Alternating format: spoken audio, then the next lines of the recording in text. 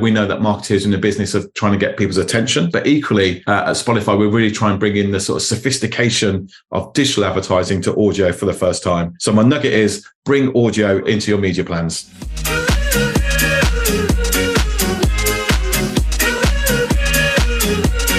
Jobs in AdTech. If you're looking for a new role in the industry, there's only one place to go. Free job listing for all recruiters and talent acquisition managers until September. Go to jobsinadtech.com today. Jobs in AdTech.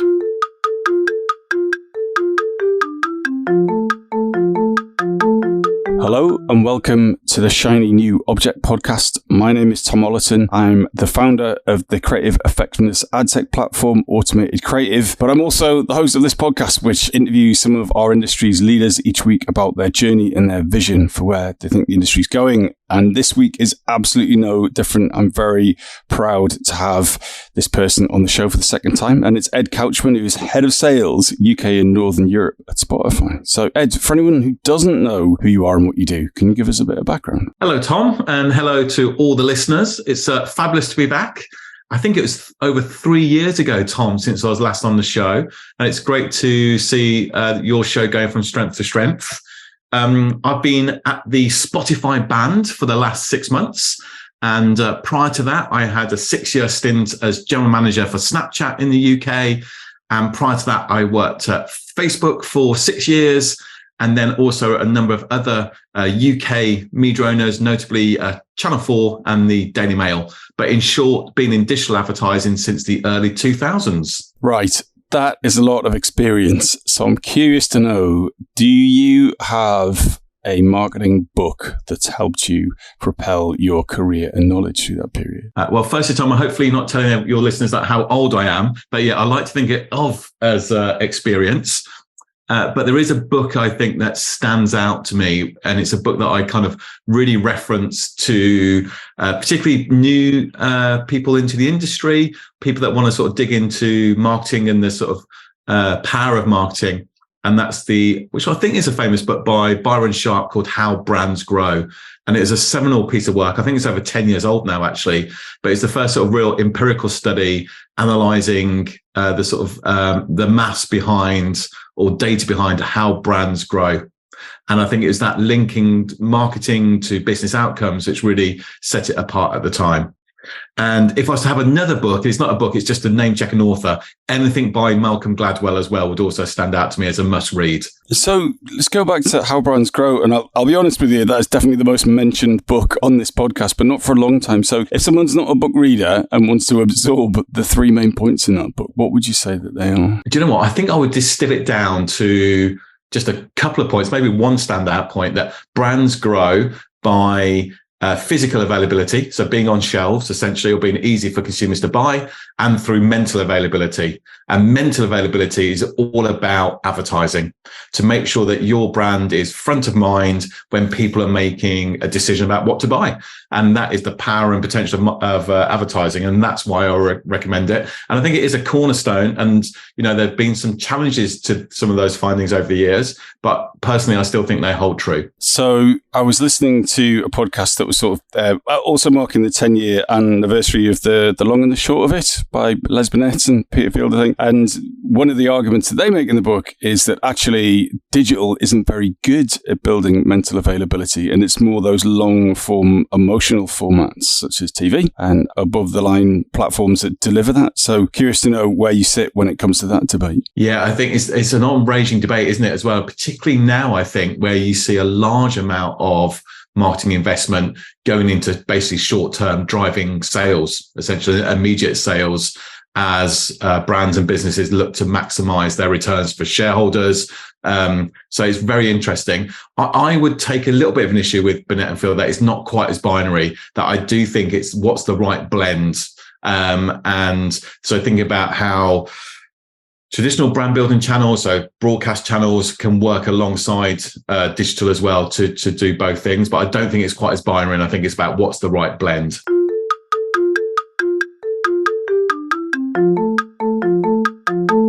So you've told us a couple of books, or a couple of authors certainly, but what are your top marketing tips? What's your favourite nugget of advice that you find yourself sharing most often? Do you know what? Obviously, I've been at the band for 6 months, so I have to say, bring digital audio into your media plan. But allow me to just unpack that a little, because I appreciate it might be a bit self-serving. But I, historically, as you know, when I shared some of my experience, I've always worked in audio-visual mediums, essentially. So this is the first time that I've actually worked purely in audio. And one thing I've been really taken aback by is that we are in the midst of a audio revolution. So there are so many new formats and ways for people to listen. And I would ask you, Tom, to reflect, and maybe your listeners. And actually, I think, we're on a podcast. Podcasts are 10 years old. And obviously, there's been a huge explosion in podcast listenership, not just because of the pandemic, and because we've seen many of those behaviors continue afterwards. So right now, we have 1 in 4 Brits listening to a podcast every month. Spotify in the UK, according to ComScore, has 26 million active users every single month. So there's a huge listenership and audience. And, we know that marketers are in the business of trying to get people's attention. So we have that sort of audience to get people's attention. But equally, at Spotify, we really try and bring in the sort of sophistication of digital advertising to audio for the first time. So my nugget is bring audio into your media plans. Right. I will let you get away with a sales message there, Ed, given your job title and your nature. But I think you've argued a fair point there. Right. So we're now getting on to your shiny new object. So you have chosen something called Sonic Science 2, which to me sounds like a film, but I'm fairly confident it isn't. But could you tell the audience why Sonic Science 2 is your shiny new object, and what is it? Of course, I agree with you. I think it does make a really good film name, actually. So the sort of hypothesis or our ambition for the study really was to try and better understand how listeners engage with audio content on the platform. Essentially, we wanted to really unpack how people think and feel when they are listening to audio content. So we partnered with some great research partners, some really intelligent people to try and help us unpack that. And we really wanted to build on the first installment, the first film, Sonic Science 1, where we essentially found that digital audio and Spotify are much more engaging and more immersive than many other media channels, particularly social media and TV and radio. And we had this sort of sense that people are bringing audio into their lives all the time. And Sonic Science 2 really sort of backed that up, that essentially it is the soundtrack to everyone's day all of the time. And again, if people sort of self-reflect from maybe walking the dog, reading the book, cooking, doing household chores, studying, but essentially that we found that 63% of all of the study participants really found that Spotify was a crucial part of their daily routines. And what surprised you the most about the report? What was in there that you were like, that's uncomfortable or unusual? What was the thinking there? Again, for me, what stood out as again being new to audio is I always had this perception that audio was something that was in the background while you're doing something else. But actually, it is often center stage in people's lives. That actually is in the foreground and people are actively listening. And not only that, and this is, I guess, my personal sort of highlight of the study is that how Spotify is a mood booster. So a third of all study participants said they felt happy or cheerful after listening to Spotify, whilst a quarter, so 25% of people thought they described themselves as feeling calm. And this sort of halo effect of providing sort of good vibes or positive energy, I think can really be extended to the advertising experience as well.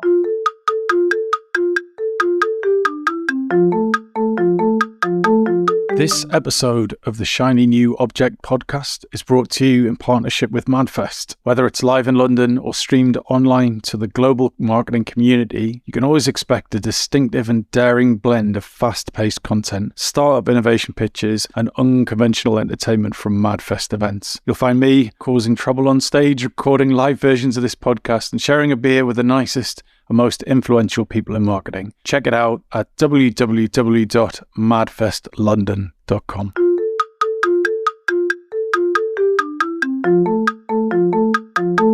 So you've got a decent sized audience and you've got this emotional channel that is kind of almost front and center in people's lives, or certainly front and center in those kind of some more passive moments, shopping or travel and so on.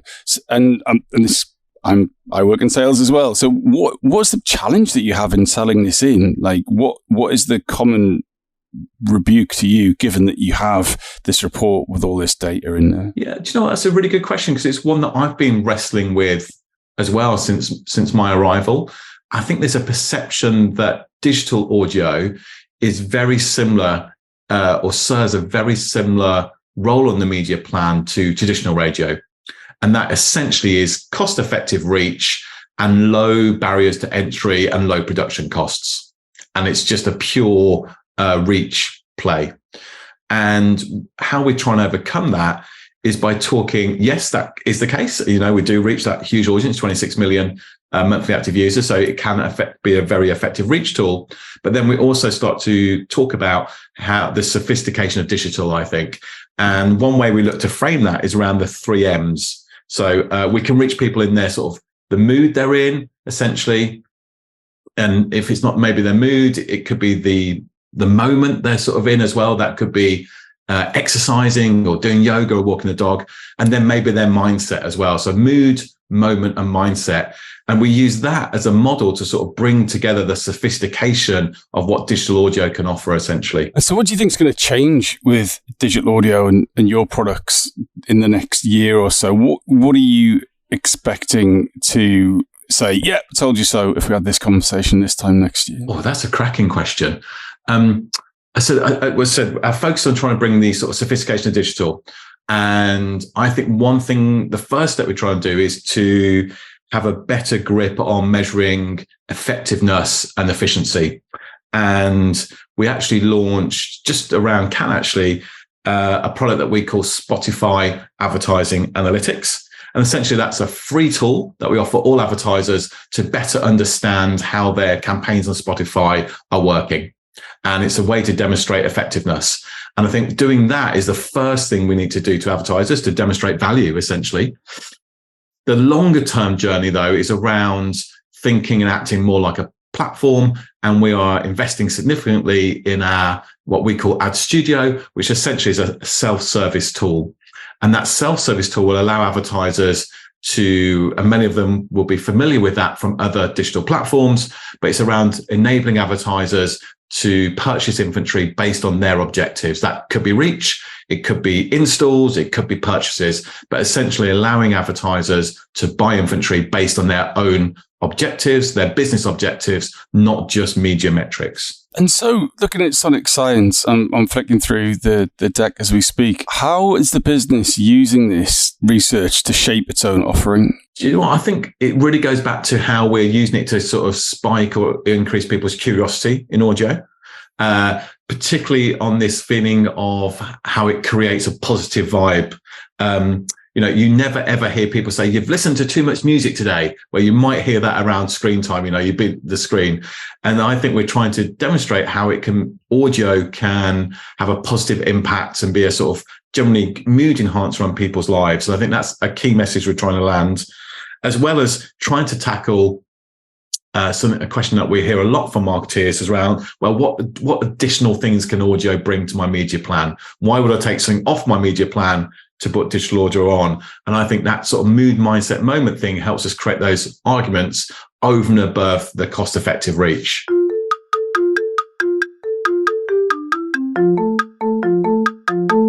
So let's go into the 3 M's at the minute. So mindset is fascinating to me, and I'm sorry for maybe not having enough media understanding from an audio perspective, but I understand what mindset means. But what does that actually mean to how a brand uses your platform to hit their audience? So I'm a senior marketer, and I go, right, digital audio is part of my media mix. How do you then use the mindset insight to help them target? Yeah, sure. So essentially, we take people's listening habits, history, and draw some conclusions from their sort of likes, tastes, and preferences.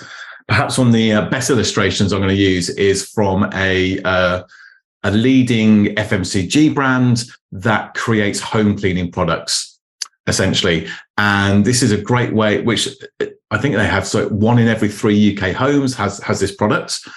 So it's a very traditional product, mass market product. And I think what they're trying to do is to build a greater relevance when the routine is happening. So basically someone's cleaning their home. and often music or podcast is a complement to that.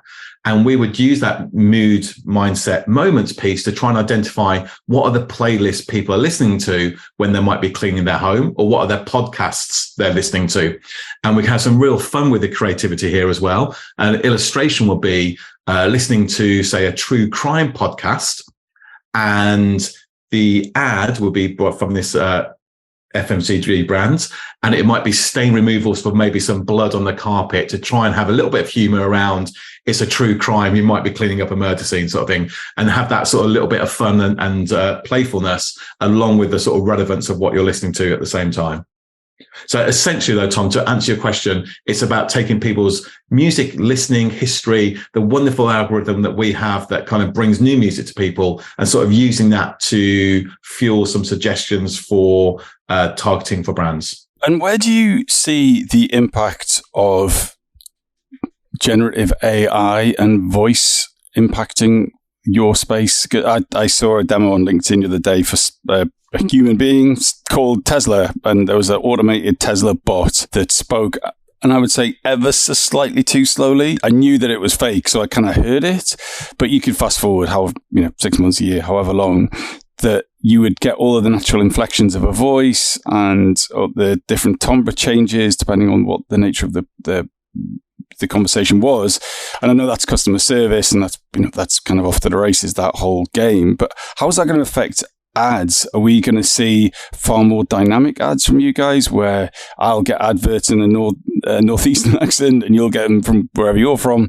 Help me understand how you see advertising or digital audio advertising being impacted by some of the technologies that are becoming very apparent in more AV platforms. I think first of all, we'll just take a step back and think about how AI is going to impact the platform full stop. We actually launched a new project called AI DJ. I'm just going to try and do a quick demo live if I can. Please. I know what you listen to. I see Stacey Kent there. So I'm going to be here every day, playing those artists you got in rotation, going back into your history for songs you used to love. And I'm always on the lookout for new stuff too, just to push your boundaries a little bit. I'm going to come back every few songs to change up the vibe. But if you're ever not feeling the music, there's going to be a DJ button at the bottom of your screen. Tap that and I'll come back early to switch it up. All right, enough talk. I mentioned Stacey. You probably got a flavor of that. So that was our AI DJ. And it's actually using generative AI from a Spotify employee, actually. So hopefully that gets over that sort of human question you mentioned, Tom. And really what we're doing is using generative AI to bring a curated playlist, just as we might do in Discover Weekly, for example, but bringing that to life with a human voice based on all your sort of previous listening habits. Embarrassing for me, that was Stacey Kent, the DJ mentioned, which is a easy listening jazz artist. So that really is a little bit of an insight into me, which I didn't plan to reveal, Tom, but I'll leave it there. And hopefully that highlights how we think AI can really benefit the listener and the sort of wider Spotify community and really enhance our product, our offering, our service. But that's the platform now. How is that technology to affect the ads? Yeah, I think it's going to be a really interesting sort of journey for us around how AI might be used to create some advertising as well, right? So I talked previously about those traditional benefits of audio, one of them being a sort of low cost for production. You know, if you're going to create a car chase, for example, in a audio visual ad, that's pretty expensive, but you can use sound effects and the power of imagination to do that really easily.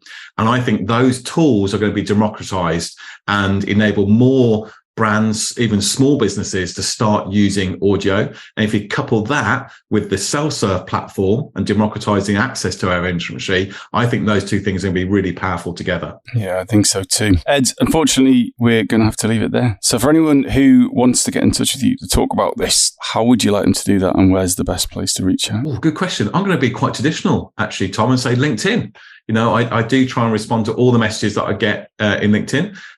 So if anyone would like to get hold of me or drop me a line, then please feel free to, and I'll get back to you. Brilliant. Ed, thank you so much for your time. Cheers, Tom. It's great to be back, and all the best for future episodes.